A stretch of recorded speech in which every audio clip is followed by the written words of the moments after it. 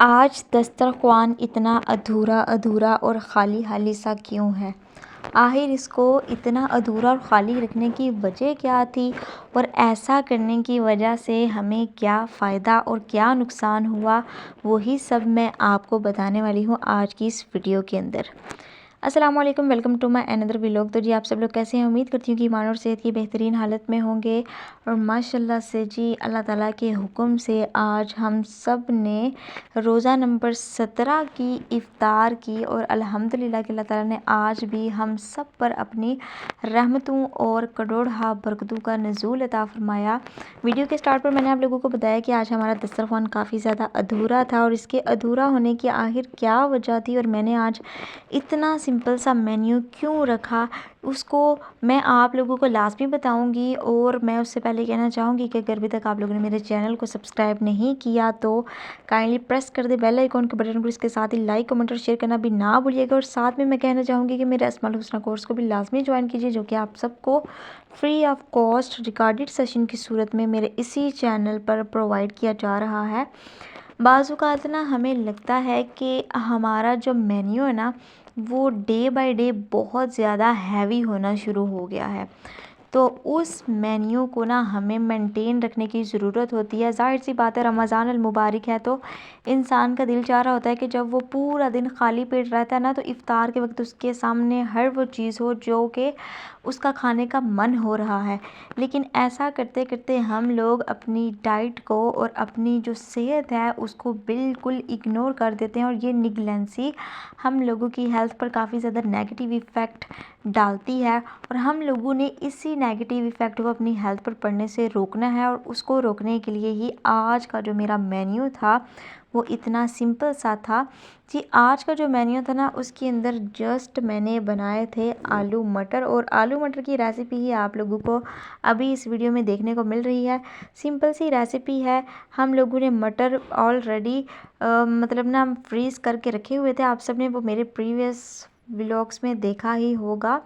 यार आज फिर सर दर्द हो रहा है, काफ़ी ज़्यादा ना थकन हो गई है, क्योंकि रमज़ान अल मुबारक की जो रूटीन है ना, वो एक तो प्रोडक्टिव भी है लेकिन साथ साथ ये काफ़ी ज़्यादा थका भी देती है। जब इफ्तार का टाइम आता है फिर उसके बाद किचन को समेटना होता है लेडीज़ ने, फिर मगरिब की नमाज़ वगैरह, और फिर इसके बाद हर वो काम जो उन्होंने पेंडिंग रखा होता है इफ्तार के बाद, तो उन कामों को करते करते इंसान काफ़ी ज़्यादा थक जाता है।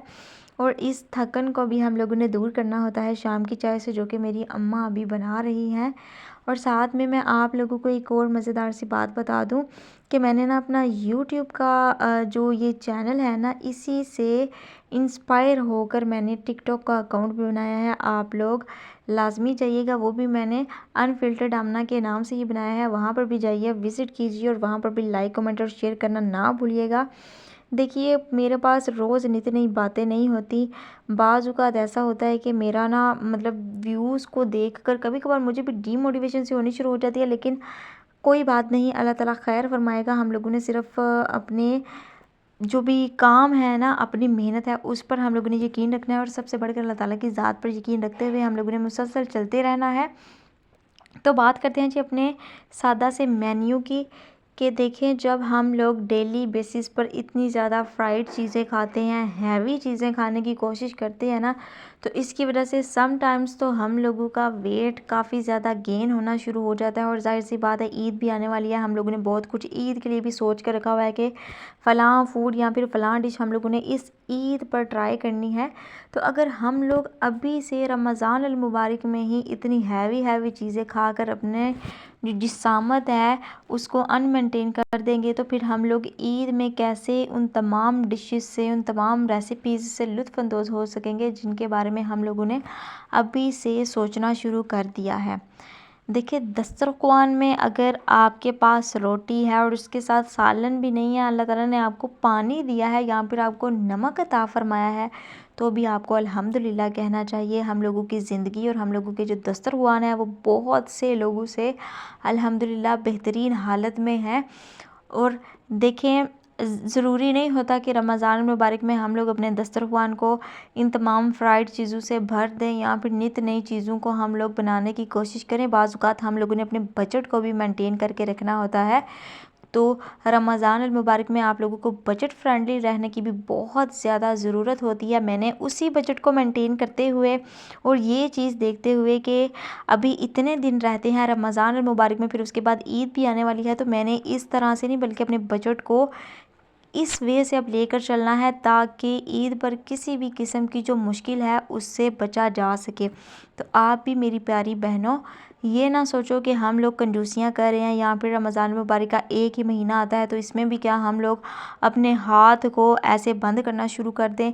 तो हम लोगों ने लोगों को देखकर इंस्पायर नहीं होना, उनके दस्तरखान को देखकर इंस्पायर नहीं होना, बल्कि हम लोगों ने अपने जो हालात हैं उनको देखना है। हम लोगों ने अपने बजट को देखते हुए हर चीज़ को और हर दिन के इफ्तार के मेन्यू को मेंटेन करने की कोशिश करनी है, उसको रेडी करने की कोशिश करनी है। और हम लोगों ने देखना है कि आया ऐसा करने से एक तो हम लोगों का जो बजट है वो किस तरह से चलना शुरू हो गया है, और दूसरा जो ये काम है ये हम लोगों की ज़िंदगियों पर किस तरह से इम्पैक्ट डाल रहा है।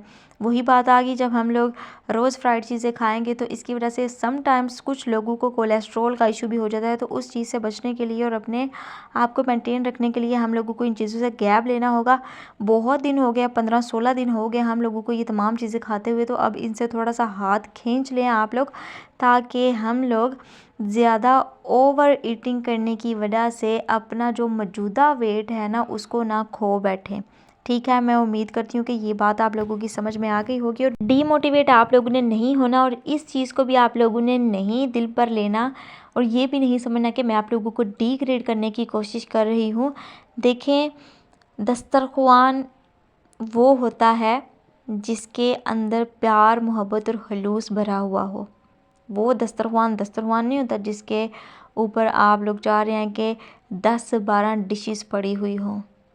हम लोगों ने सालन रोटी को भी जब दस्तरख़्वान पर लगाना है ना, तो कोशिश करनी है कि दुरूद शरीफ पढ़ती रहें, और उस वक़्त हम लोग ये चीज़ महसूस करें कि हमने बेहतरीन तरीके से हर चीज़ को सर्व करने की कोशिश करनी है।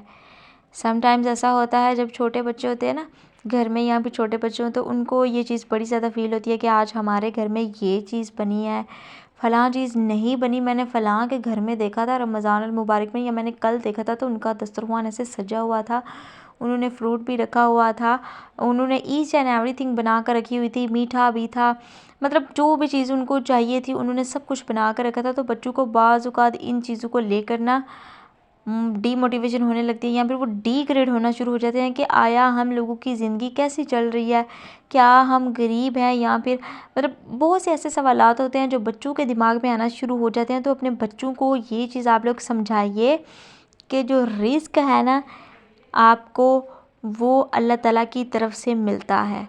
अगर सालन और रोटी भी अल्लाह ताला की तरफ से मतलब उसके हुक्म से आप तक पहुंच रहा है तो वो पहुंच कर ही रहेगा। अगर आप चाह रहे हैं आपका दस्तरख़्वान भरा रहे, ठीक है, नित नई डिशेज़ आप लोग बनाना चाह रहे हैं, तो आप लाज़मी बनाएं। मैं ये नहीं कह रही आप ना बनाएं, लेकिन मैं ये चीज़ आप लोगों को बताने की कोशिश कर रही हूँ कि आप लोगों ने ना तो ओवर ईटिंग करनी है और ना ही आप लोगों ने अपने बजट से बाहर जाने की कोशिश करनी है।